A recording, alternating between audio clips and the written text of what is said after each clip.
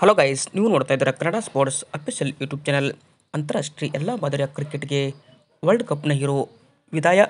World ಕಪ್ನಲ್ಲಿ hero ಆದಂಥ star ಆಟಗಾರ ಇದೀಗ ವಿದಾಯ ಘೋಷಿಸಿದ್ದಾರೆ.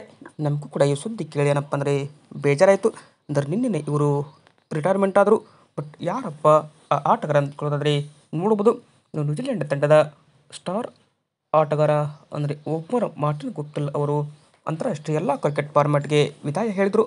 ಬಟ್ ಇವರು ವಿದಾಯ ಹೇಳಿದ್ದು ನಮಗೂ ಕೂಡ ಬೇಜಾರಾಯಿತು.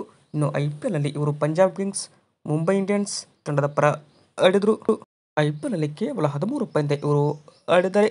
ಅಂದರೆ 270 ರನ್ ಕೂಡ ಇವರು ಗಳಿಸಿದರು. ಅಂದರೆ 134 ಸ್ಟ್ರೈಕ್ ರೇಟ್ನಲ್ಲಿ ಬ್ಯಾಟ್ ಕೂಡ ಇವರು ಬೀಸಿದ್ದಾರೆ. ನ್ಯೂಜಿಲೆಂಡ್ ತಂಡದ ಪರ ಇವರ ಒಂದು ರೆಕಾರ್ಡ್ ನೋಡೋದಾದರೆ ಟೆಸ್ಟ್ ಫಾರ್ಮ್ಯಾಟ್ನಲ್ಲಿ ಇವರು 67 ಪಂದ್ಯ ಆಡಿದ್ದಾರೆ. ಅಂದರೆ 89 ಇನ್ನಿಂಗ್ಸ್ನಲ್ಲಿ ಇವರು 2586 ರನ್ ಕೂಡ ಇವರು ಗಳಿಸಿದರು. ಅಂದರೆ 189 ಇವ್ರದ್ದು ಹೈಯೆಸ್ಟ್ ಸ್ಕೋರ್ ಆದರೆ, ಇನ್ನು ODI ಕ್ರಿಕೆಟ್ನಲ್ಲಿ 198 ಪಂದ್ಯದಿಂದ 195 ಇನ್ನಿಂಗ್ಸ್ ಇವರು ಆಡಿದ್ದಾರೆ.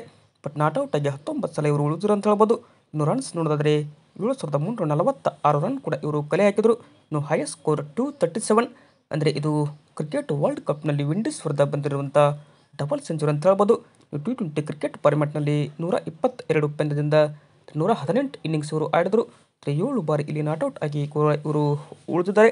ಅಂದರೆ ರನ್ಸ್ ನೋಡೋದಾದರೆ 3530 ರನ್ ಕಲೆ ಹಾಕಿರುವ ಇವರು 105 ಇವರದ್ದು ಹೈಯೆಸ್ಟ್ ಸ್ಕೋರ್ ಆಗಿದೆ. ಬಟ್ ಇದು ಏನಪ್ಪ ಅಂದರೆ ಇವರ ಒಂದು ರೆಕಾರ್ಡ್ ಅಂತಲೇ ಹೇಳ್ಬೋದು. ಬೆಂಕಿ ಆಟಗಾರ ನ್ಯೂಜಿಲೆಂಡ್ ಪರ ಈಗ ಅಂತಾರಾಷ್ಟ್ರೀಯ ಎಲ್ಲ ಮಾದರಿಯ ಕ್ರಿಕೆಟ್ಗೆ ಕೂಡ ಗುಡ್ ಬೈ ಹೇಳಿದ್ರು. ವಿಡಿಯೋ ಇಷ್ಟ ಅಂದರೆ ಲೈಕ್ ಮಾಡಿ. ಹಾಗೆ ಗುಪ್ಟಿಲ್ ಅವರ ಬಗ್ಗೆ ನಿಮ್ಮ ಅಭಿಪ್ರಾಯ ಏನಾದರೂ ಇದ್ದರೆ ತಪ್ಪದೆ ಕಮೆಂಟ್ ಬಾಕ್ಸಲ್ಲಿ ತಿಳಿಸಿ. ಹಾಗೆ ನೀವೇನಾದರೂ ಇನ್ನೂ ನಮ್ಮ ಚಾನಲ್ಗೆ ಸಬ್ಸ್ಕ್ರೈಬ್ ಆಗಿಲ್ಲ ಅಂದರೆ ಈ ಕೂಡಲೇ ಸಬ್ಸ್ಕ್ರೈಬ್ ಆಗಿ.